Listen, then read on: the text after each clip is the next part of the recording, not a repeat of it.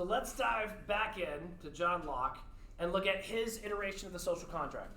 If we're trying to navigate this, then we have to argue that as free autonomous beings, I am a free autonomous being, you are a free autonomous being, I can make choices, you can make choices. Now I have to build a system that reconciles this, right? Because I have to reasonably acknowledge that you are endowed with the same moral consciousness as me, you understand the difference in right and wrong just like me. Now we have to find commonality with that. And then this is where it gets messy. Because God doesn't give us clarity on what's morally right. We can sense it, we can feel it, but we also can sense anger and frustration and jealousy. And so it takes some intellectual aptitude to actually begin navigating where is the commonality of our being. And this is where John Locke is going to begin saying, whatever we're trying to do, we must do it by consent. Where is the middle ground of the things we agree on? Start there. And if we don't agree on them, maybe we don't have enough clarity to enforce it through government.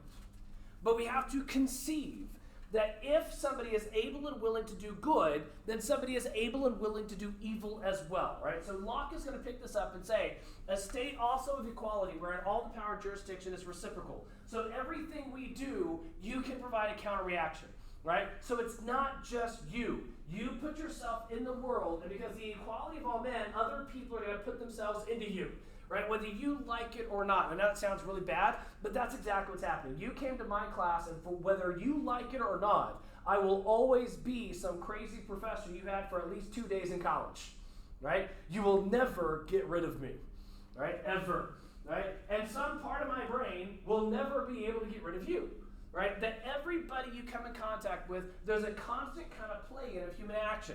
He says, so we have this kind of event, no one having more than any other, there being nothing more evident that creatures of the same species are ranked promiscuously born to all the same advantages of nature, and the use of the same faculties should also be equal.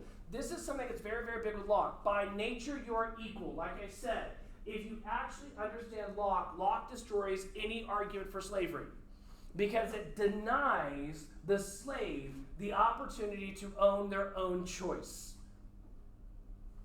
It fundamentally takes ownership without consent. It violates nature. The slave has to be able to decide where you're going to work, how you're going to work, and what terms you're going to work. They have to have that expression of their life. And now some people argue that even within slavery, right, that you're essentially, the natural rights are still with the slave because they still have their rights, they still make their choices, and their happiness is still on their own. But the government, the slave society was bad because the government was violating those rights. And so in a true Lockean way, the argument for slavery is that slaveries were having their natural rights. However, the government of the South was infringing on their rights. The right action of slaves was to overthrow that government and establish a new government that recognizes equality. But notice, Locke is going to give us this recipe. It says everybody is already equipped with everything you need to exist happy. You don't need money. You don't need popularity. You've got life, you've got liberty, and you've got the pursuit of happiness. You have everything you need. Why? Because it doesn't matter how much you make. You can formulate relationships. It doesn't matter how big of a house you have. You can have good relationships. That everything you need to get what you want, you have already. It said one amongst the other without subordination or subjection, unless the Lord and master of them should concern them. So if an individual may choose to uphold natural law or to violate it, now we have to rationally conclude that society will be comprised of those following the law and those in violation. In other words, we are not going to be equal after we make choices. Equality is prior. Equality is fact, you have life, you get to choose, and you have to own your choices. That's a pursuit. You can't get away from your choices. They are yours. So the natural consequence of your choice will always be yours. Notice what Locke is saying here. He's saying the equality comes before the choice. Inequality inevitably is going to emerge after the choice. Why? Because some people choose good and some people choose poorly. We've all seen Indiana Jones, The Last Crusade. Last scene, they're all trying to get the goblet, and he's like, "Oh, I got to find the Holy Grail. Where is it? Where is it? Which one is it?" And the first guy gets in, he's like, "He's a king. It's got to be gold." He was ignorant. He made a bad choice. He doesn't understand the nature of Christ. And he goes over and he dips it in there, and he's like, "I'm gonna live forever." And then he's like fades away in this really scary scene. Actually, it's really kind of jarring and traumatizing, depending on what you watch as a kid. But the knight there, he doesn't get mad. He doesn't get upset. He's like, he made a poor choice. And then Indiana Jones goes over, he's like, no, he's a carpenter. He has to make a choice.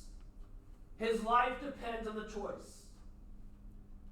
For Locke, your equality happens by virtue of the choices that you have. The equality is in the choice. It's not in the outcome. Now, here's where it gets fascinating. Does everybody in this class have the same choices? No. Remember, your life is yours. Your autonomy is yours. Your choices are not my choices. Your choices are unique to you. But he's going to argue that everybody, regardless of the choice they have, still has a choice to better themselves, to pursue righteousness, to pursue justice in their existence. That equality is our ability to choose the outcome of our existence. That God has certainly appointed government to restrain the partiality and violence of men. I easily grant that civil government is a proper remedy to the inconveniences of the state of nature. And so for Locke, the social contract takes this form. We get together and we say, where is the foundation of our consent on what things should be ultimately protected? So we begin having conversation. What things should we not allow in our society? What things should be penalized? What things are so egregious that we really should protect other people around? Things like stealing, right? Things like murder. These things that we all reasonably agree on, we want to build a society where civil government then helps affirm your process towards your happiness by eliminating the option for somebody to take what is rightfully yours, take your life, or violate or infringe on your choices. That's it. The grand scheme of the United States government, that's what it comes down to.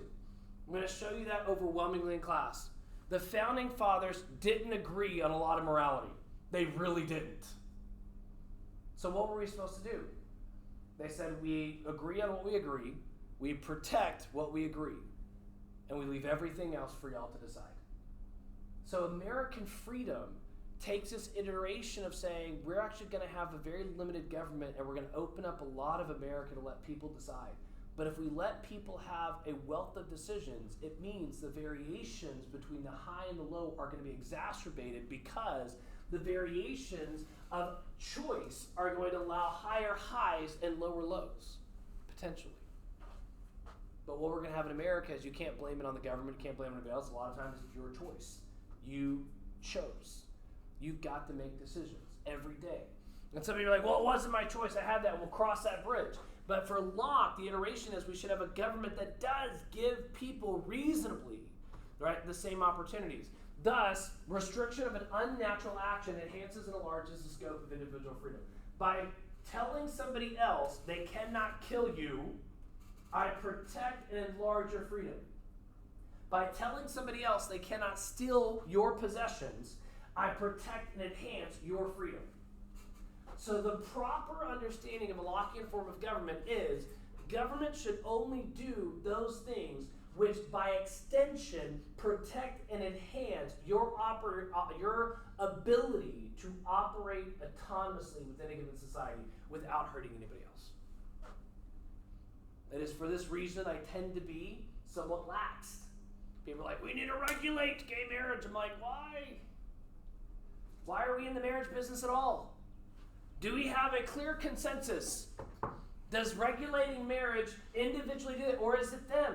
Guys, people are like, yeah, but it's wrong. It's fine. Guys, if you're a Lockean, and if homosexuality is wrong, then God has already put a moral conscience in every individual, and if it's wrong, who should know that before anybody else?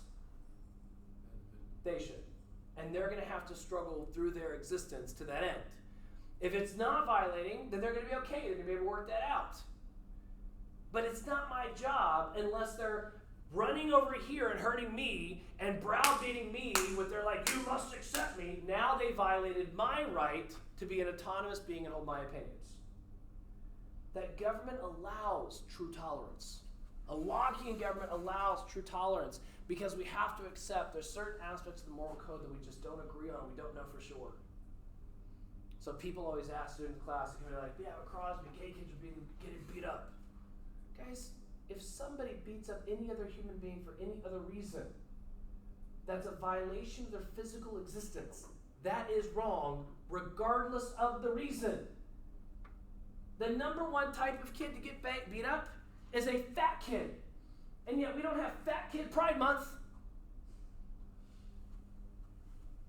They're far more abused, far more bullied, far more beat up, but nobody cares about them. We're still shoving suckers and sugar down their throat every day, without any cognitive awareness of helping guide them, saying, you know what, it's not working out, maybe choose something differently. So a lot of the political narratives we're doing, they're not really political narratives. We're not actually caring about human beings. We're not trying to better our society. It becomes a tendency of using our self-righteousness to vomit upon others and destroy the relationship, not enhance it. Locke is giving us a difficult government to construct because the government he constructs is a government that requires our conversation, our humility, our willingness to work with each other. And this seems very difficult. But if you can do this, I promise you, if you want a recipe for a good marriage, that's it. Find the things you and your spouse agree on. Find them early. One of the things my wife and I did that I love doing, I will never, can't say I will never, but it's been one of the best things we did in our relationship, is we didn't begin our relationship like, oh, she has her life and I have mine. And a lot of times I just need my guy time and she needs her girl time, right?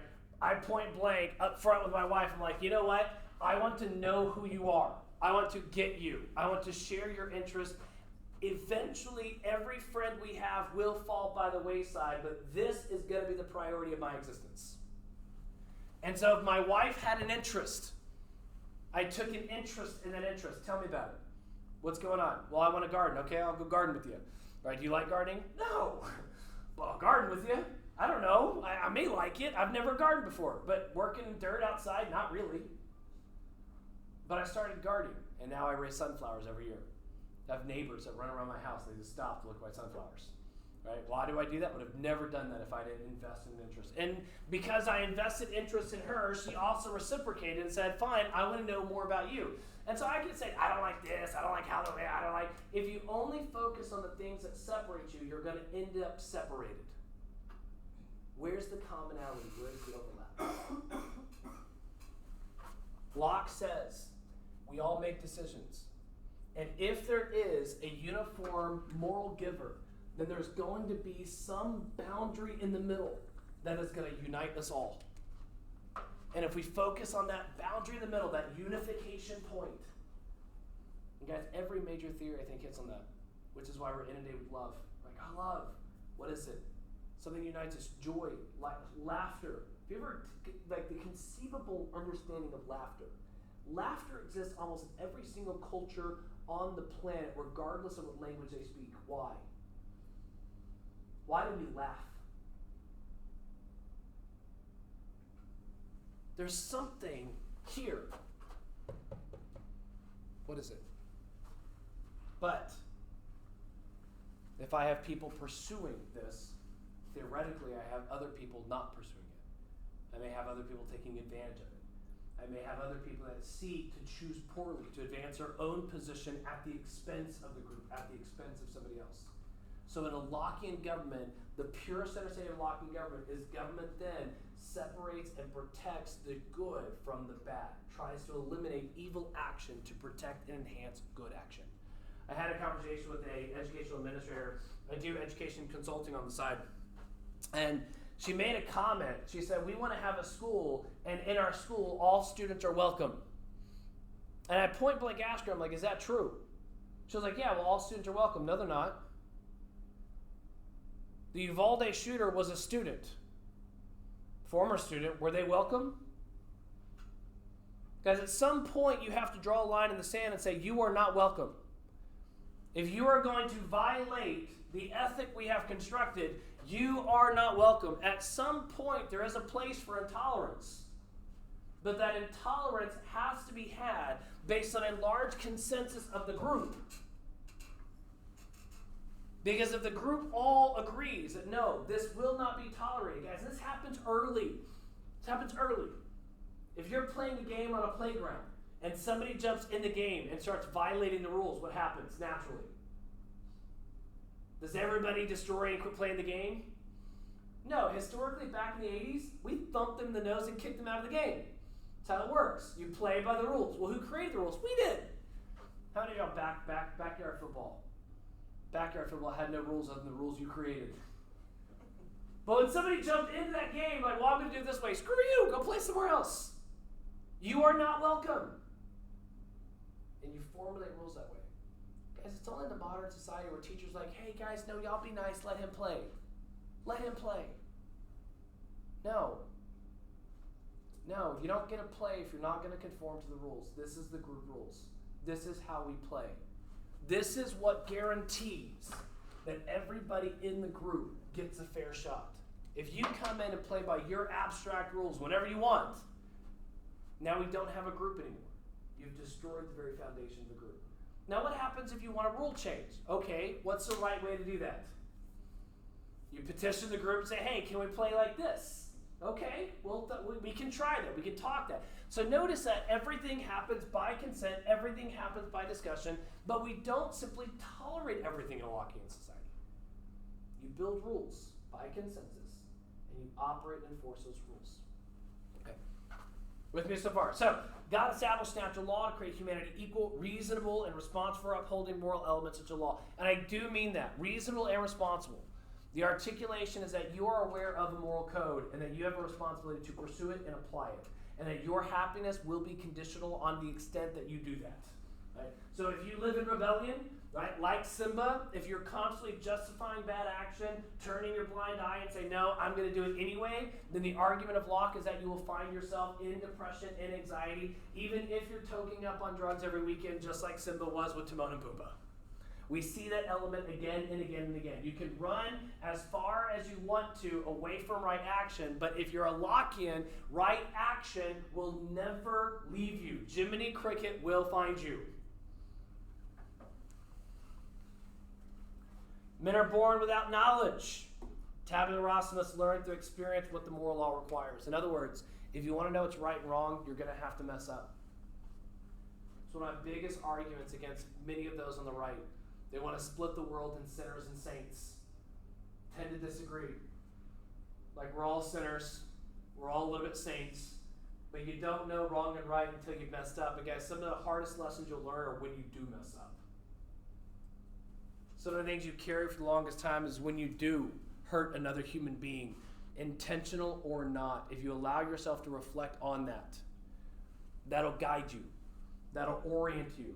Those will be things you don't want to do anymore. When you actually look at what humanity is capable of, then you want to seek to avoid that at all costs in the negative iteration. If you don't think you are profoundly capable of great evil, go look at what we've done to other human beings. But we're also profoundly capable of great good because we have those individuals that we admire and we respect. You get to decide. Which version of humanity are you going to become? Since men possess liberty, natural law may be followed or violated. You get to choose. You're going to be a good, healthy iteration of our society, or are you going to be a problem? When the law is violated, inconvenience occur, or natural rights are generally violated. Thus, government ensures the integrity of the moral law by protecting what man is naturally entitled. Government should be only as present as it enhances your freedom. That's it. When people ask me, Crosby, what are you? You're a Republican or Democrat? I'm neither.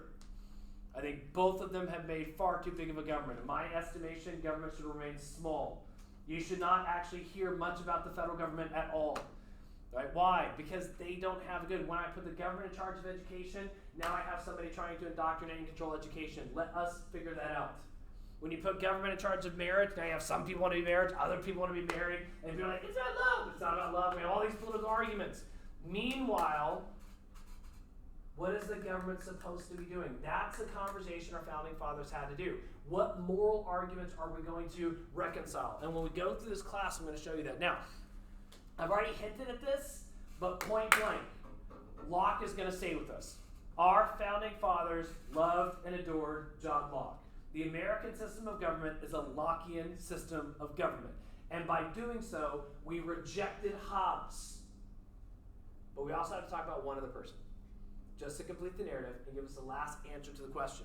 So the last answer to this question is, Hobbes says we're selfish, inclined to some type of violent action.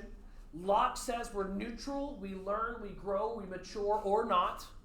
So the only other answer to the question of humans in isolation is what? That we're fundamentally good.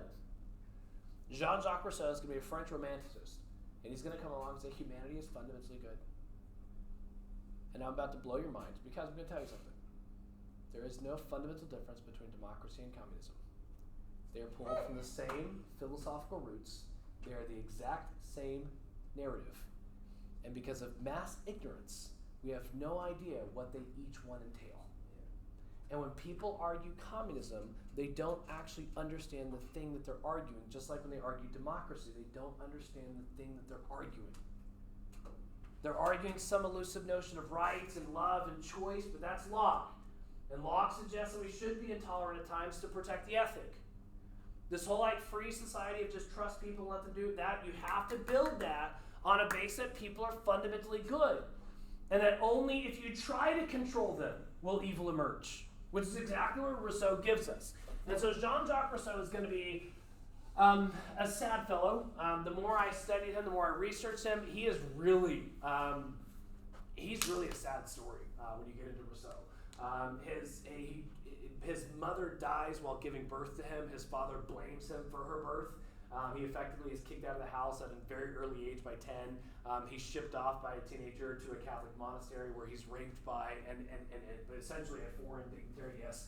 And so when you start looking at his life, he has a very tumultuous existence. And he still comes to this conclusion that people are fundamentally good. And my estimation of Jean Jacques Rousseau is, like I said, along the way, he does a lot of stuff. And what I see in communism, what I see in democracy is a lot of justification.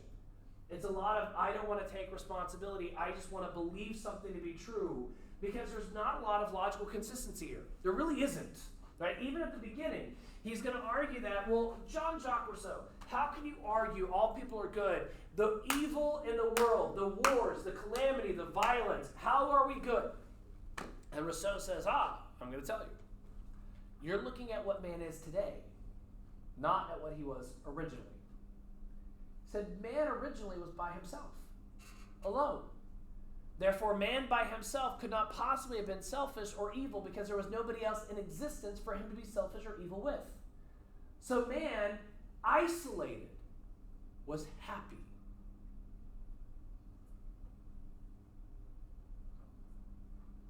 Yeah, see, right?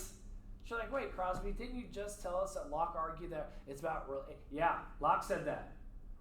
But if you argue that people are good and fundamentally pure, why do you need anybody else?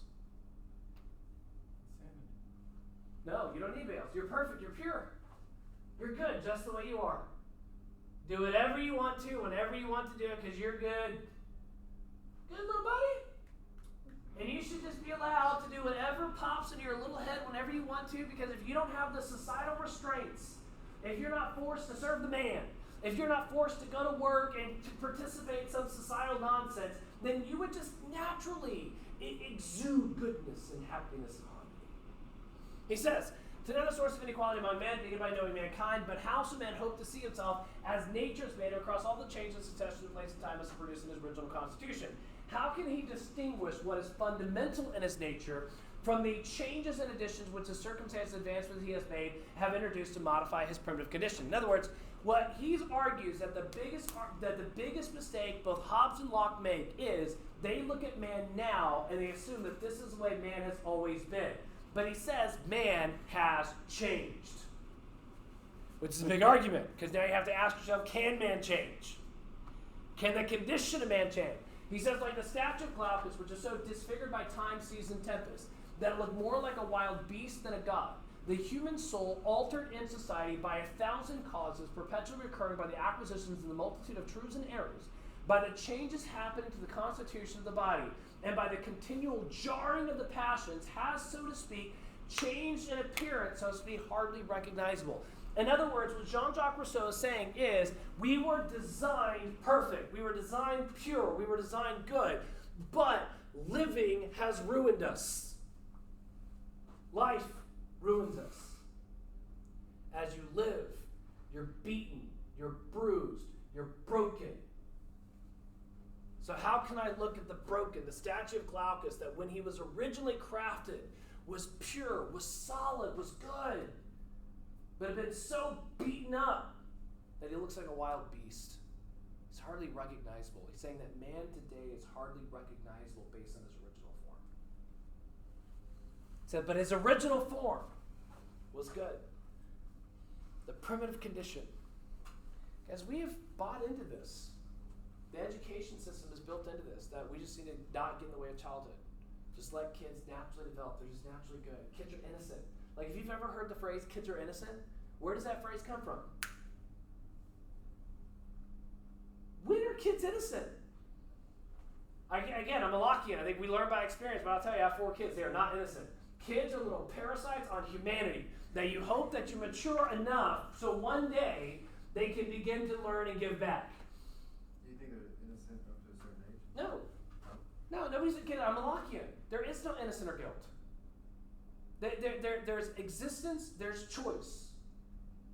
I also don't think if a kid hits another kid and takes your toy that they're a bad human being. I think they wanted the toy. And they may not understand yet the rational consequences of theft. And so kids have to be taught, trained. They have to learn how to mature and reflect on their action.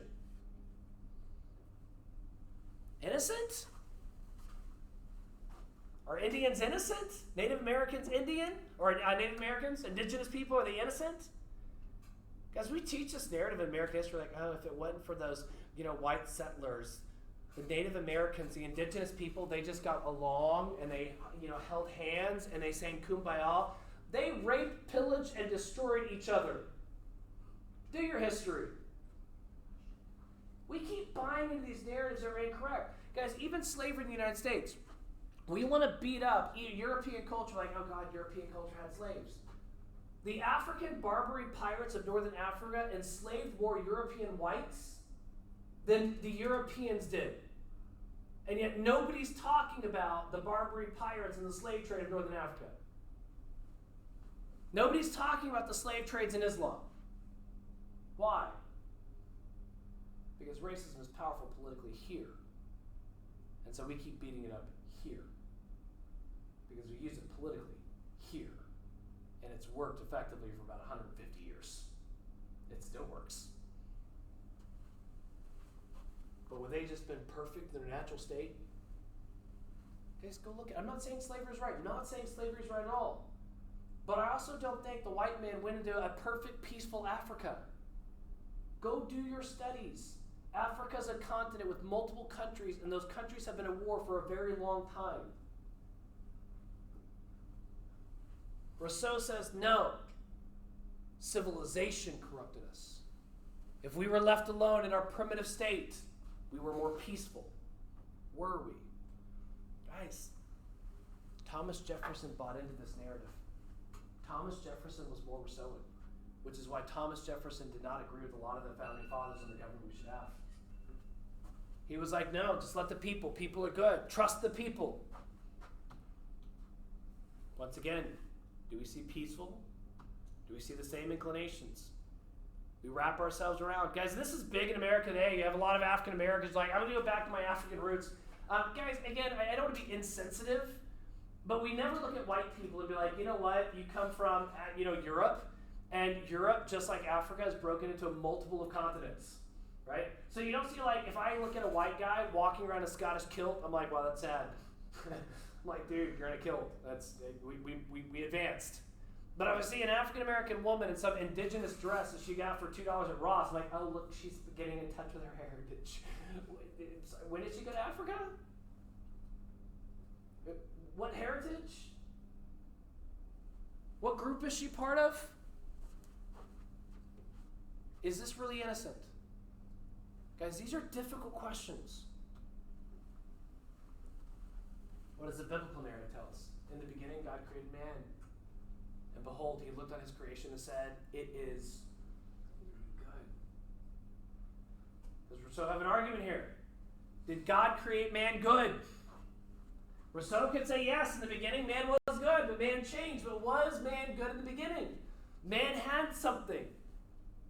If man was destined to be good and perfect, and explain the trees. Yes, trees. You have the tree of good and evil and the tree of life. 2 trees in the garden. Why would God put a tree? Why would God allow the snake in the garden? Maybe to be human you have to struggle. Maybe to be human you have to choose. When people ask, and this is a fascinating question, and people ask me, because I am a Lockean, so I do believe in the existence of a God. And people are like, well, if God exists, then explain pain. Guys, I have seen pain. I've watched more than my fair share of people die. I've watched by their bedside. I've been in chemotherapy wings, and I've seen people suffer their last breath. I have seen pain. And I will tell you, pain can magnify your empathy and love and relational combination with another human being. Pain is not always negative. People are like, oh God, now how could he? It's not always negative. Pain tends to draw us together. Pain tends to say, you know what, all this crap that we keep talking about, guys, if we actually spent a week in a children's hospital, we would stop fighting over gay marriage.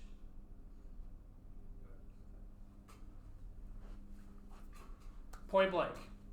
You can yell at me, frustrate, but if you actually engage with authentic pain, I don't know if their God exists. I don't know if we're destined to something. I can't prove this. But if I've centered an orientation that if people were generally good, now I have to reconcile the fallen condition of man. And that leads to, in my humble estimation, bad things. Because if man's a fallen condition, now I have to argue that if man and woman are good, then the evil of the garden was the snake.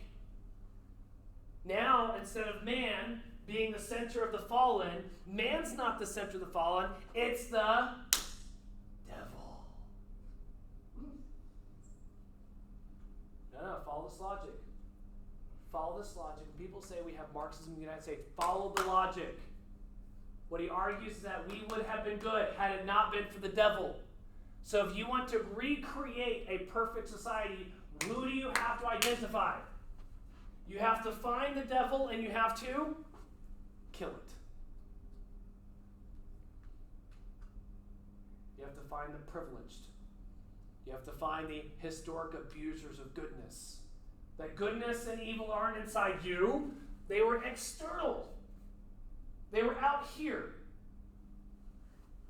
The Christian narrative says, after they ate the apple, God came into the garden. Said immediately as soon as he ate the apple, and guys, I'm humbly going to suggest to you that the fall of man, if the biblical narrative is correct, is all woman's fault. I don't think Adam can reasonably held accountable for the apple. Right? It is what it is. Women will not understand this, but if your wife comes up with you naked in an apple, you eat the apple. You don't ask where she got it from. You don't ask, you just eat the apple. Right? It's the way it is. Most people understand this. Adam cannot. But notice in this story, if you've heard the story goes like this. So after they ate the apple, they felt naked and ashamed. So the first thing man is embodied with is what? An internal sense that what they did was wrong. So was it the snake that was evil, or did Adam and Eve disrespect the moral code, and they already felt a sense that what they did was wrong, which is why they felt naked and ashamed? That's Lockean. If you say that shame was me, I made the choice. If the sin was a choice, it's on Adam in a Lockean world. If the sin was the snake, now God is responsible for all evil. And the only liberation of humanity is to vanquish our being from God himself.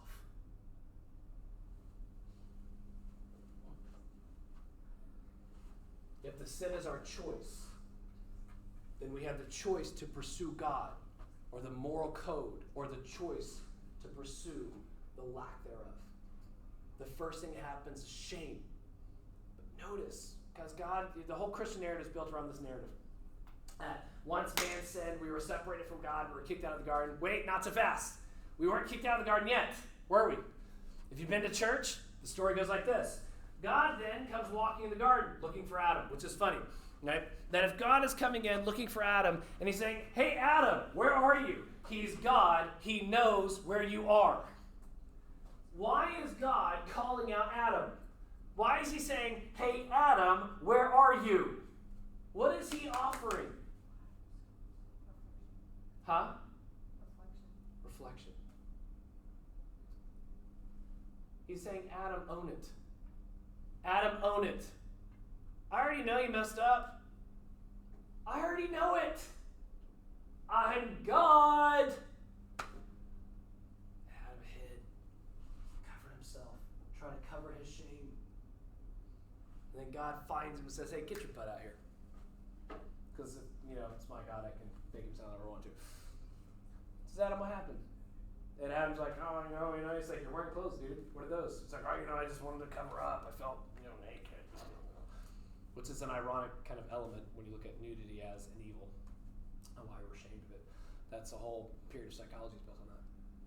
He's like, why do you feel ashamed? Did you do something wrong? Guys, why do I punish my kids the way I do?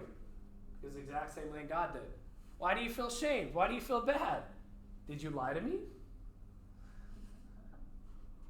Guys, you don't have to tell a kid much more than that. Did you lie to me? Oh, crap. Oh, it hurts.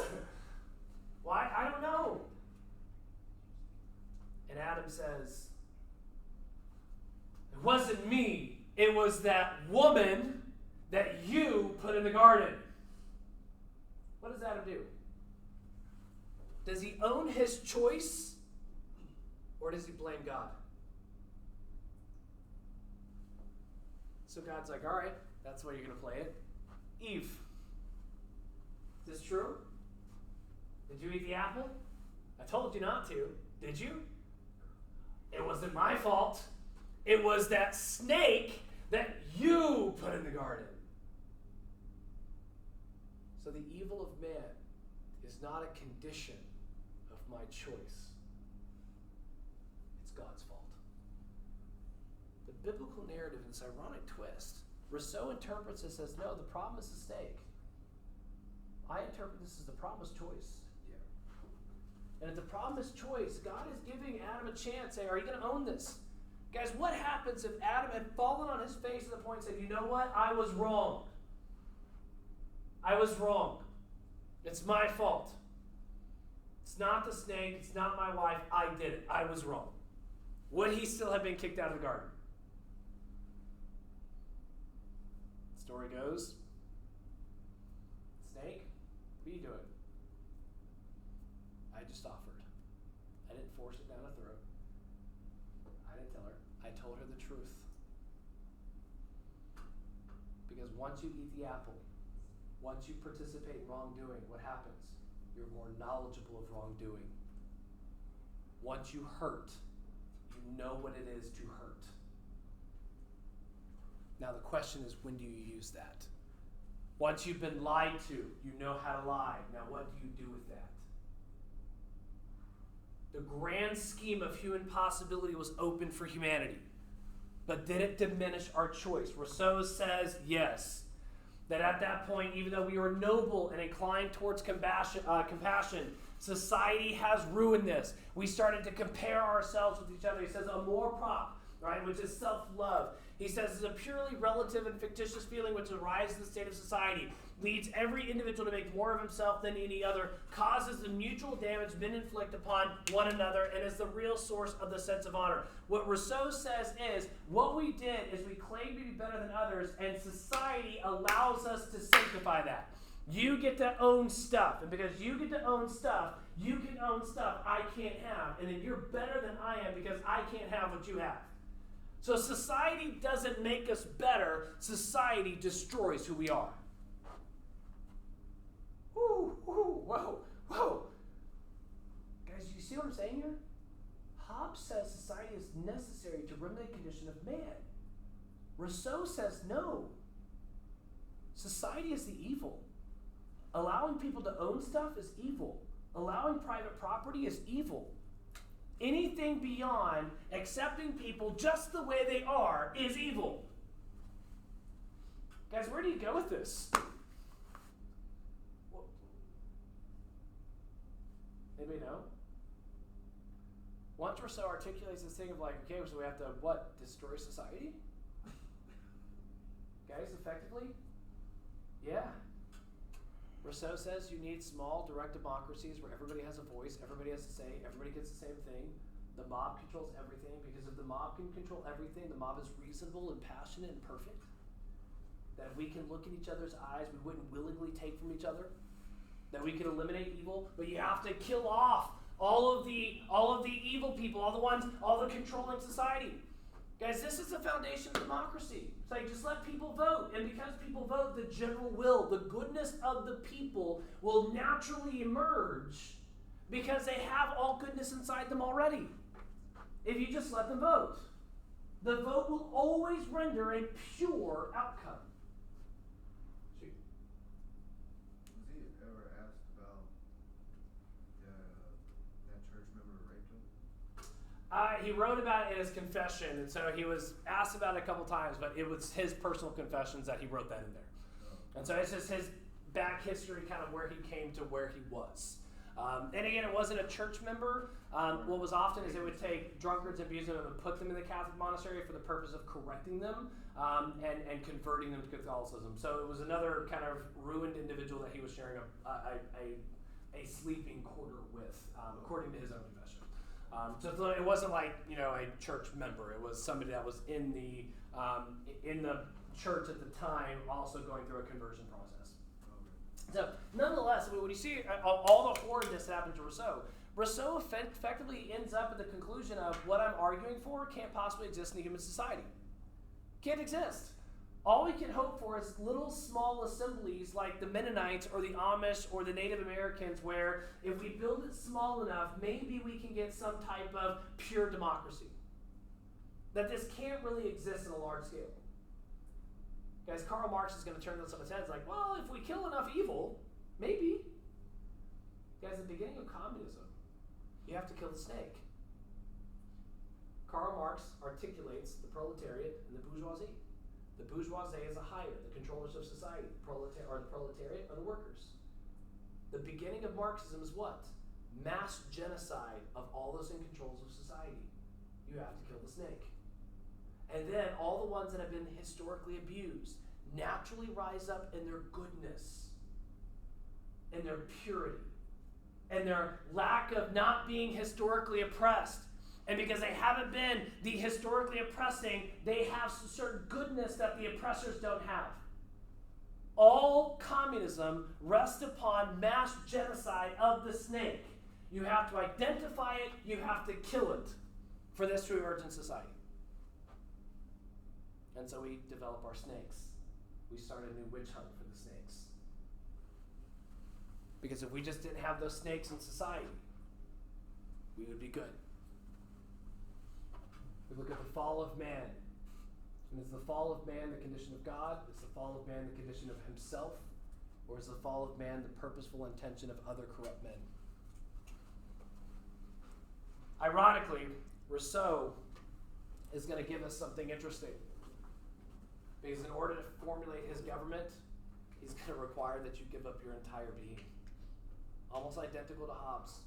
Every democracy and every communist government requires as much of your being surrendered to the state as Hobbes suggested for your tyrant. But we're out of time. I'll get to that tomorrow. Until then, I bid you all adieu.